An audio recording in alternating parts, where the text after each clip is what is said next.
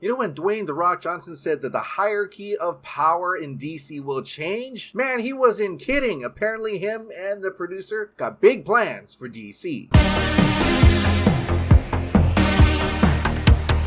Hey, welcome back to the Ping Pong Flix. My name is Chris Wong. First, let's talk about Matt Reeves' The Batman. Then let's talk about Patty Jenkins' Wonder Woman 3. Then finally, let's talk about Black Adam. Alright, let's talk about The Batman. Now, Matt Reeves' The Batman has a ton of characters. In fact, almost the entire Rogues Gallery is probably going to be in this thing. Well, currently we know that they have Penguin, Catwoman, and the Riddler. There were like rumors about Firefly and Harvey Dent. But there was also that rumor about Barry Keoghan. You know, the guy who played Druid in the Eternals? Yeah, he's in the movie as Officer Merkel, but they said that that is just a ploy, and he's actually going to play Mad Hatter, accompanied by Tweedledee and Tweedledum. Now that's seemingly old news, but this new rumor is coming out saying that Barry Keoghan is actually playing a different character, a big character. This is coming from Bat Source. Take this with a grain of salt, but at DEUX Moy World, who's had a pretty good track record, claims that Barry Keoghan is playing the Joker.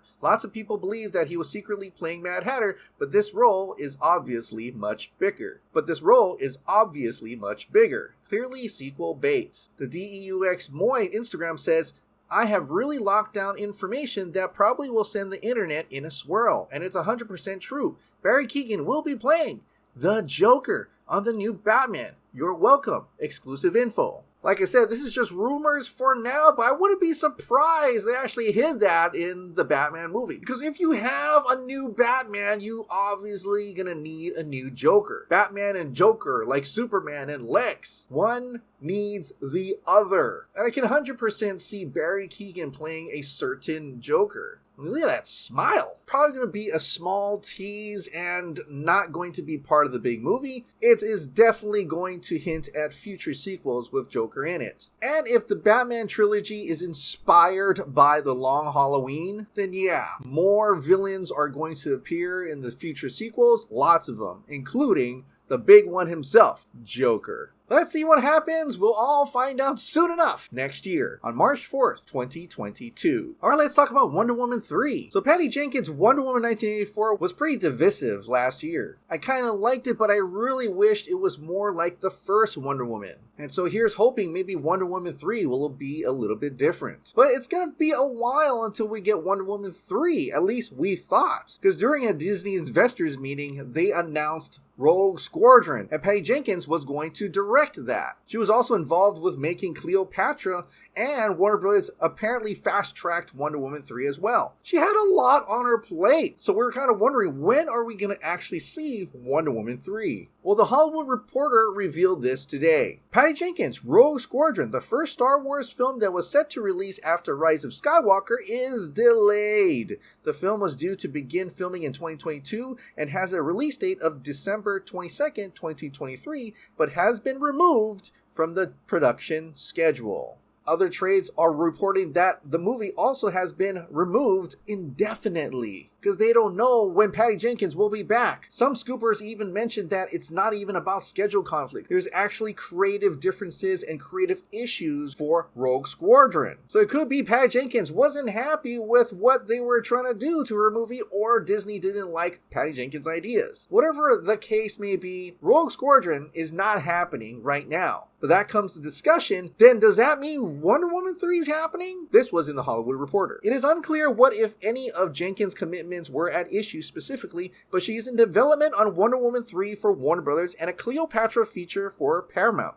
Sources say Wonder Woman 3 was initially to have followed Squadron, but that could shift now that the latter is off the table. So now that there's no Rogue Squadron for 2023, then that could definitely mean that Wonder Woman 3 will be in 2023, instead of that Star Wars feature, which may be that she will start filming Wonder Woman 3 by next year, depending when is Cleopatra expected to be made. But I'm thinking that 2023 is pretty bare for DC right now, and I'm guessing that Wonder Woman 3 will work perfectly for that year. And I'm expecting Wonder Woman 3 will probably be in like December of that year. Remember when they were hinting that Lynda Carter would return as Asteria for the Wonder Woman 3 movie? Well, Gal Gadot confirmed it. This is coming from the Hollywood Reporter. Gal Gadot on Lynda Carter joining next Wonder Woman. It's even better this time. Which is interesting because Patty Jenkins and Lynda Carter were spotted in New York talking together, walking together, obviously planning the next Wonder Woman movie. This is what Gal Gadot had to say. First of all, Lynda has mentored me from the very first moment that I got cast as Wonder Woman.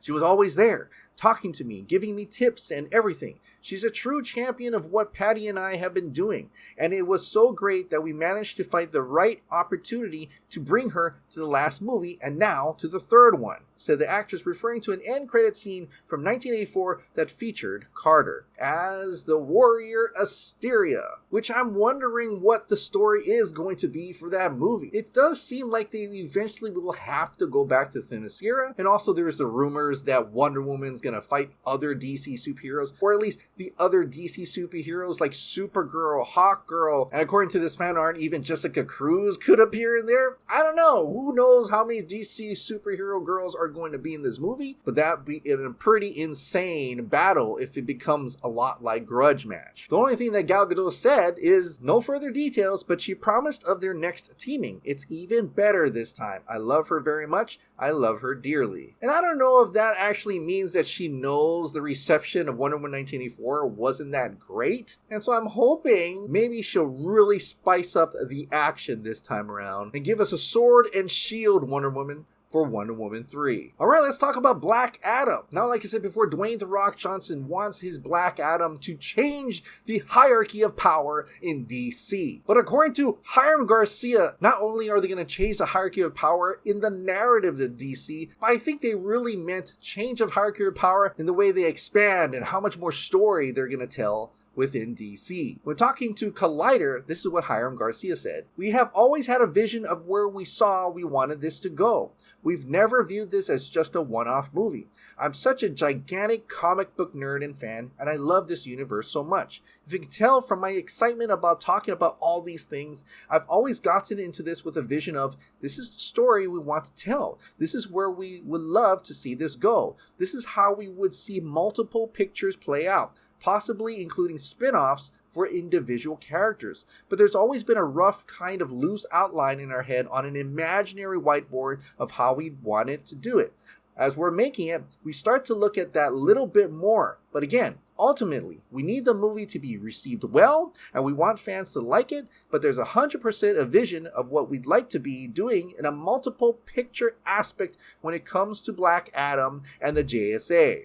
Obviously using Black Adam as like a springboard to further opportunities. Imagine a spin-off with Dr. Fate, Hawkman, etc. Multiple pictures with Black Adam, and even that Black Adam Superman. I really feel like they very much intend to get Superman back into the DCEU and have Black Adam fight him. I mean, how can they leave the other boy that they rep on the bench, right? They gotta make him fight Black Adam. He goes on further. I think when it comes to the DC universe, this is the great thing about being at Warner and DC, is you have gigantic conversations with all the technicals there of being able to generate content and tell these stories. So we have met with everyone from every corner of DC universe about how we can bring certain characters to life, how we can continue and build out the worlds on some of these characters, and it's just about finding the right home for it. But nothing is left off the table when you're dealing with characters of this nature and scale, and in terms of how we can best deliver more content to the fans. So that continues to go, and you're going to start to hear announcements regarding some of these characters and who we're going to finally be able to tell a little bit more on going forward. So just like Matt Reeves' The Batman, he's definitely referring to possible more spin-offs coming to HBO Max exclusively, but I'm hoping also bigger movies as well, like the Black Adam versus Superman. Let's do that, come on. Or Black Adam versus the Justice League. But they've finished shooting, and Dwayne The Rock Johnson actually mentions he's seen a cut of it already. I think we're in a really good place. I think now's the time where we take our time. Yet there has to be some expediency to it because we do have to have the movie ready by next summer. I think Xiaomei delivered a great first cut. And Black Adam is the kind of movie that, from the beginning, it had the makings and bones to be something unique. It all started, I think, with ambition.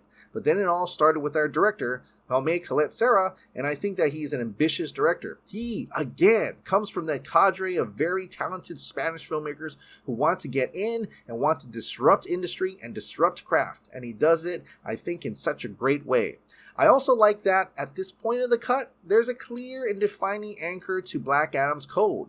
And I think that's really important as we look to build out the character, as we look to build out the franchise, as we also look to build out the JSA and introduce them and launch them properly as well. I am happy, yet not satisfied, and we will continue to put the work in. And the teaser that we showed about 3 weeks ago, it was a good indicator of what's to come. Seeing that they got until July 29th of 2022, I'm sure they can really put something special together. Because if they are using this as a springboard to bigger, larger opportunities, it's going to have to be a freaking epic movie.